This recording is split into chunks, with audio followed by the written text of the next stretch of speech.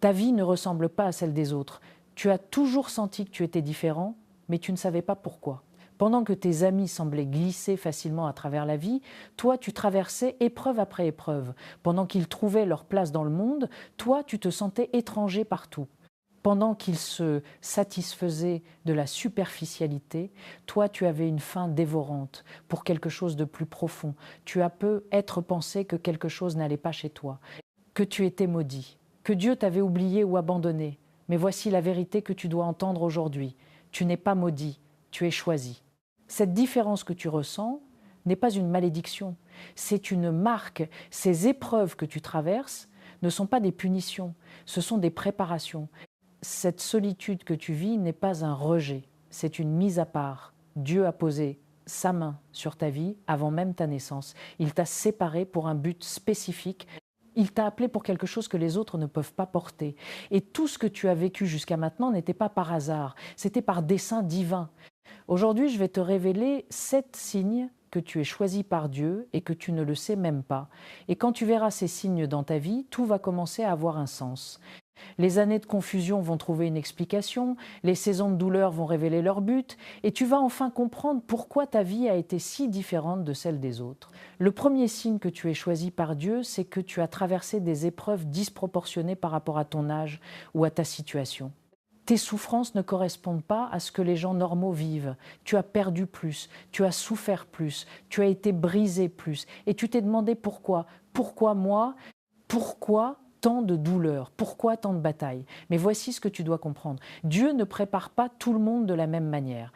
Ceux qu'il choisit pour des missions extraordinaires passent par des préparations extraordinaires. David a été oint roi à 15 ans, mais il a passé les 15 années suivantes à fuir Saül dans des cavernes. Joseph a reçu un rêve de Dieu à 10 à 7 ans, mais il a passé 13 ans dans des puits, dans l'esclavage, dans la prison, avant de voir ce rêve s'accomplir. Moïse a été choisi pour libérer Israël, mais il a passé 40 ans dans le désert à garder des moutons avant que Dieu ne l'appelle au buisson ardent. Job était l'homme le plus juste de la terre, et pourtant Dieu a permis qu'il traverse une souffrance inimaginable. Pourquoi? Parce que ceux qui sont choisis pour porter beaucoup doivent être forgés à travers beaucoup. Jacques 1 contre 2 à 4 dit « Mes frères, regardez comme un sujet de joie complète les diverses épreuves auxquelles vous pouvez être exposés, sachant que l'épreuve de votre foi produit la patience. Mais il faut que la patience accomplisse parfaitement son œuvre, afin que vous soyez parfaits et accomplis sans faillir en rien. L'épreuve produit quelque chose en toi que seule l'épreuve peut produire.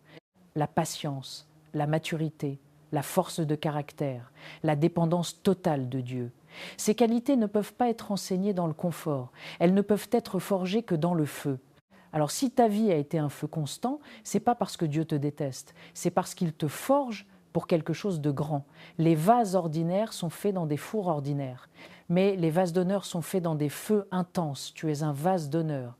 Et chaque épreuve que tu as traversée a ajouté une couche de force, de sagesse, de caractère que tu vas utiliser pour accomplir ce pourquoi Dieu t'a créé. Le deuxième signe que tu es choisi par Dieu, c'est que tu ne te sens jamais vraiment à ta place dans le monde. Peu importe où tu vas, tu as ce sentiment persistant que tu n'appartiens pas ici. Les conversations superficielles t'ennuient, les divertissements mondains te laissent vide, les ambitions que tout le monde poursuit te semblent futiles. Tu regardes autour de toi et tu te demandes pourquoi je ne peux pas être comme eux, pourquoi je ne peux pas être satisfait de ce qui satisfait tout le monde. Mais voici pourquoi. Parce que tu n'es pas du monde. Jean 15, 10 à 9 rapporte les paroles de Jésus. « Si vous étiez du monde, le monde aimerait ce qui est à lui, mais parce que vous n'êtes pas du monde, et que je vous ai choisi du milieu du monde, à cause de cela, le monde vous hait. » Jésus a choisi ses disciples du milieu du monde. Il les a séparés, il les a mis à part. Et cette séparation créait nécessairement une sensation de ne pas appartenir. Tu ne te sens pas à ta place dans le monde parce que ta vraie place n'est pas ici. Ta citoyenneté est dans les cieux. Ton identité est en Christ, ton appartenance est au royaume de Dieu. Hébreux 11, 13, ainsi se parle des héros de la foi en disant « C'est dans la foi qu'ils sont tous morts, sans avoir obtenu les choses promises, mais ils les ont vus et salués de loin, reconnaissant qu'ils étaient étrangers et voyageurs sur la terre. » Ceux qui parlent ainsi montrent qu'ils cherchent une patrie. S'ils avaient eu en vue celle d'où ils étaient sortis, ils auraient eu le temps d'y retourner. Mais maintenant, ils en désirent une meilleure, c'est à dire une céleste. C'est pourquoi Dieu n'a pas honte d'être appelé leur Dieu, car il leur a préparé une cité, étrangers et voyageurs. C'est exactement ce que tu es. Tu n'as jamais été destiné à t'installer confortablement dans ce monde. Tu as été choisi pour vivre avec une tension sainte entre le déjà et le pas encore.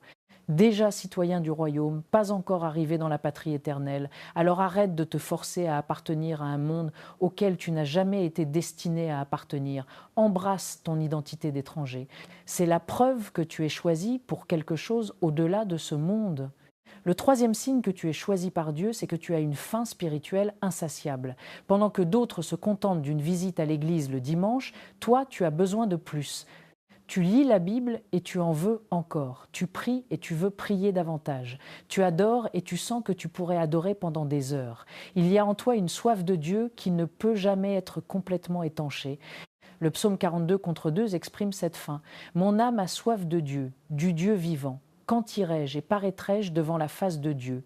Cette soif n'est pas normale. La plupart des gens peuvent vivre toute leur vie sans jamais ressentir cette faim dévorante pour Dieu. Mais toi, tu ne peux pas. Quelque chose en toi crie constamment pour plus de sa présence, plus de sa parole, plus de sa vérité. Tu sais pourquoi? Parce que Dieu lui-même a placé cette faim en toi. Matthieu 5 contre 6 dit « Heureux ceux qui ont faim et soif de la justice, car ils seront rassasiés.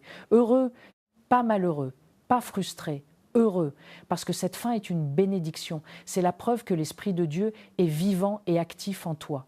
C'est le signe que Dieu te prépare pour une intimité avec lui que peu de gens connaissent.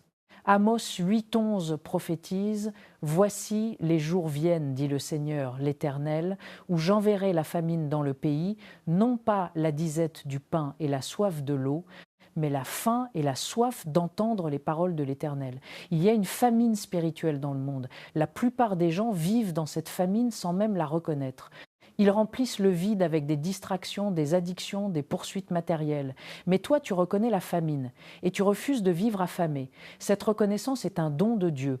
Il t'a éveillé spirituellement d'une manière qu'il n'a pas éveillé tout le monde. Pourquoi? Parce qu'il te prépare pour une relation profonde avec lui, parce qu'il va te révéler des mystères qu'il ne révèle qu'à ceux qui ont faim. Jérémie 29 contre 13 promet « Vous me chercherez et vous me trouverez si vous me cherchez de tout votre cœur. Ta faim garantit que tu le trouveras. Continue à avoir faim. C'est la preuve que tu es choisi. » Le quatrième signe que tu es choisi par Dieu, c'est que l'ennemi te combat avec une intensité inhabituelle. Tu es attaqué spirituellement plus que les autres. Les tentations sont plus fortes, les accusations sont plus fréquentes. Les obstacles sont plus nombreux, les batailles sont plus intenses, et tu t'es demandé pourquoi Satan semble obsédé par toi. Voici pourquoi. Parce qu'il sait quelque chose que tu ne sais pas encore. Il voit ce que Dieu a placé en toi. Il voit le potentiel que tu portes. Il voit la menace que tu représentes pour son royaume. Et il fait tout ce qu'il peut pour te détruire avant que tu ne découvres qui tu es vraiment. Actes 10 à 9-15 racontent une histoire fascinante. Des exorcistes juifs essayaient de chasser des démons en utilisant le nom de Jésus. Mais le démon leur a répondu « Je connais Jésus et je sais qui est Paul, mais vous, qui êtes-vous » Les démons reconnaissent ceux qui portent une vraie autorité spirituelle. Ils savent qui représente une menace. Et s'ils te combattent avec acharnement, c'est parce qu'ils te reconnaissent comme une menace. 1 Pierre 5 contre 8 avertit « Soyez sobres, veillez. Votre adversaire, le diable, rôde comme un lion rugissant, cherchant qui il peut dévorer. Le diable ne gaspille pas son énergie sur ceux qui ne représentent aucun danger pour lui. Il cible ceux qui sont choisis pour faire des dégâts dans son royaume. Pense à tous les personnages bibliques qui ont été intensément attaqués. Joseph a été vendu en esclavage par ses propres frères, faussement accusé, emprisonné. Pourquoi? Parce qu'il était destiné à sauver des nations. Moïse a été ciblé pour être tué dès sa naissance. Pourquoi? Parce qu'il était destiné à libérer un peuple. David a été poursuivi par Saül pendant des années. Pourquoi? Parce qu'il était destiné à établir un royaume. Jésus lui-même a été tenté par le diable pendant 40 jours dans le désert, immédiatement après son baptême. Pourquoi? Parce qu'il était destiné à détruire les œuvres du diable. Si l'ennemi te combat intensément, réjouis-toi. C'est la confirmation que Dieu a placé quelque chose en toi qui terrifie les forces des ténèbres. Tu es choisi pour détruire des forteresses. Continue à combattre. Le 5e signe que tu es choisi par Dieu, c'est que tu as traversé des saisons de solitude profonde, même entouré de gens. Pas une solitude géographique, mais une solitude spirituelle. Tu peux être dans une foule et te sentir complètement seul. Tu peux être entouré de famille et d'amis et avoir l'impression que personne ne te comprend vraiment. Personne ne voit ce que tu vois. Personne ne ressent ce que tu ressens. Personne ne porte ce que tu portes. Cette solitude n'est pas une punition, c'est une préparation. Dieu met à part ceux qu'il choisit pour des missions spéciales. Il les sépare pour créer une intimité avec lui qui ne peut exister que dans la solitude. Jésus lui-même se retirait régulièrement dans des lieux déserts pour être seul avec le Père. Luc 5,16 dit « Et lui, il se retirait dans les déserts et priait ». Se retirer, c'était volontaire. Jésus cherchait la solitude parce qu'il savait que c'est dans la solitude que la voix du Père est la plus claire. Tous les grands hommes et femmes de Dieu ont traversé des saisons de solitude. Moïse a passé 40 ans seul dans le désert. Élie s'est caché seul au torrent de Kérit. Paul a passé 3 ans en Arabie après sa conversion. Jean a reçu l'Apocalypse sur l'île de Patmos, isolé de tout le monde. Pourquoi Dieu fait-il cela? Parce que dans la solitude, il peut te parler sans interférence. Il peut te former sans distraction. Il peut te révéler des choses qu'il ne peut pas révéler dans le bruit.